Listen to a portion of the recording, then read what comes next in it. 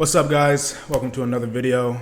I'm going to get straight into it. So listen, you need to learn how to develop humility, okay?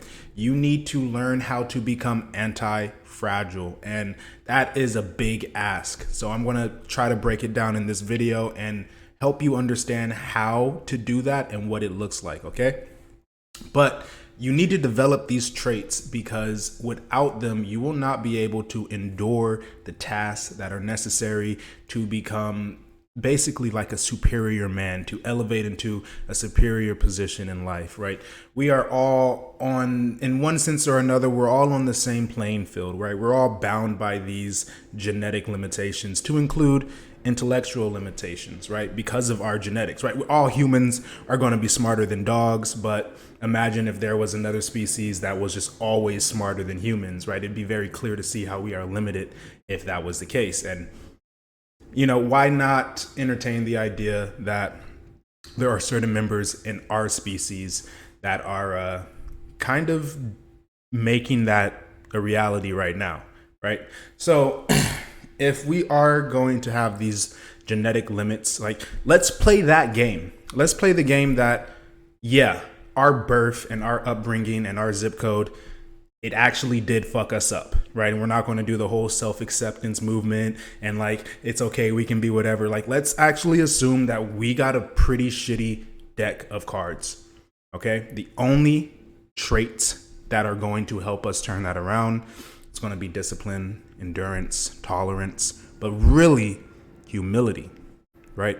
Being able to say, yes, I have a shitty hand. Yes, I am not of the best. I am not the best specimen, right? To get like really specific with our words, right? But you get what I'm saying, right? To be able to, I guess, take that knife and put it into you, right? And twist it instead of being afraid, instead of spending so much energy trying to fight these things that we don't want to be true about ourselves, these things that are very obvious to everybody around us. Instead of trying to fight them, what if we took all of that energy and we used it to change them, right? We can only take that energy and use it to change them if we accept them, if we stop fighting them, right? If we actually say to ourselves, fuck, yeah, I think I am lazy. I think I am a piece of shit. You know what, so-and-so, they're doing 60 hours a week. And I know this person, he was a manager and when I was in high school, you know, and it's like, what have I done? Maybe, oh, it's because I'm black. That's what it is. You know, that's my excuse. Never mind. You know, instead of giving yourself that excuse, what if you say, yeah, I'm lazy, I'm a piece of shit, and I think I just need to do more work. And there's another person who looks just like me, who was born in the same zip code, and he's running laps around me.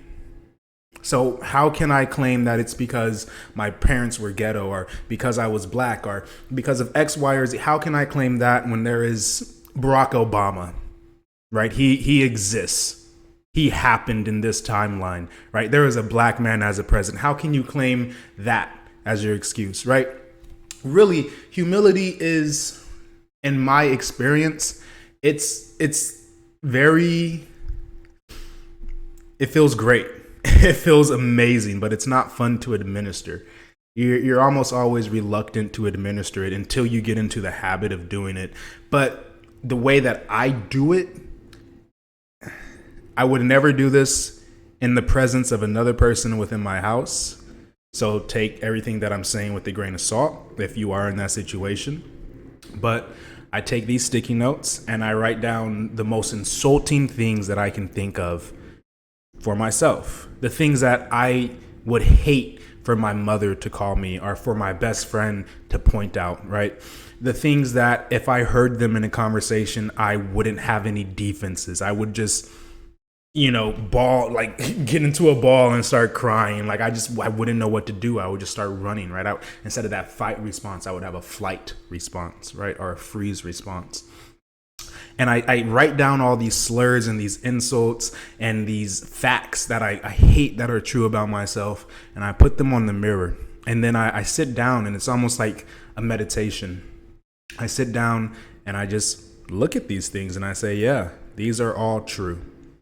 I'm not going to spend any energy fighting them. These are all true. I am that way, and I am super ghetto, and yada yada yada, whatever slur, and my genetics are, they make me stupider and I'm more animal like, and all of that is true. Now what? Right? That is how every session ends. Now what? Right? It alleviates all of this pressure that you're holding on to keep these things at bay. Instead, if you just let them in, you find that they are fuel. Like, they are potent fuel, and it's truly only by letting them in you start to outgrow them, right? You start to outgrow these insecurities that you have, and eventually they stop working. You have to find new ones, right? For me, one of my buttons was like, I was too feminine, right? And now I don't believe that. I struggle to understand how I could have like how I could have felt truly, when I look back at that specific insecurity, it seems mostly to revolve around an inability to attract women, right? At least to do so at my own pleasing, on purpose, not by accident, right place, right time, right? I just got lucky to feel like I had control over attracting a woman. And I would like look at all my character traits and say, obviously, right, women are attracted to men and they're not attracted to me. Therefore, I must be very feminine, right? And it was just like something that I spent a lot of energy fighting, and it made the problem worse until I just accepted. It was like, yeah, I think I am a little bit feminine. I think I can be better. Maybe I'm a pussy. Fuck. Maybe I'm a little bit of a pansy. And then instead of fighting it, instead of getting all insecure when anybody even hinted at it, right, getting defensive, I said, okay, what if they're right? Oh my God, that explains a lot. Fuck, I think they are right. Damn, okay, we have to do something. We have to change this. This cannot be the case when my daughter is born. I cannot have this be true about myself. And so you just get put into work mode. And that is what I think is the best part of humility, right? That's, I guess, something I've been struggling with. Working. If you want to do more work, stop looking at yourself like you are above the work. Make the work necessary. And you do that by taking yourself down a couple notches. Bully yourself. Get a bit cruel. Okay, say those things again as if it was 2012 and you're playing, I don't know, Black Ops or Modern Warfare 3, and it's like search and destroy game chat, and everybody's just throwing slurs and there's no moderation. Like, talk to yourself like that. Really make yourself feel small and pathetic and incompetent. And then when you're done doing your practice and your meditation, get to work fixing those things about yourself, but spend no energy trying to stave them off. Okay. I have found that this has been the best, I guess, practice for me in terms of getting off my ass and really starting to push the needle forward. So I wanted to share this with you guys. Hopefully you guys got something good out of this video, but I'm going to wrap it up. So leave me a comment, give me some feedback. I truly do appreciate it. Let me know what you guys think. Maybe you have something negative to say, right? Let me know inside the comments. I really do want to hear it. It helps me grow. With all that being said, don't forget to like, subscribe, and share this with a friend. I'll see you guys in the next one. Peace out.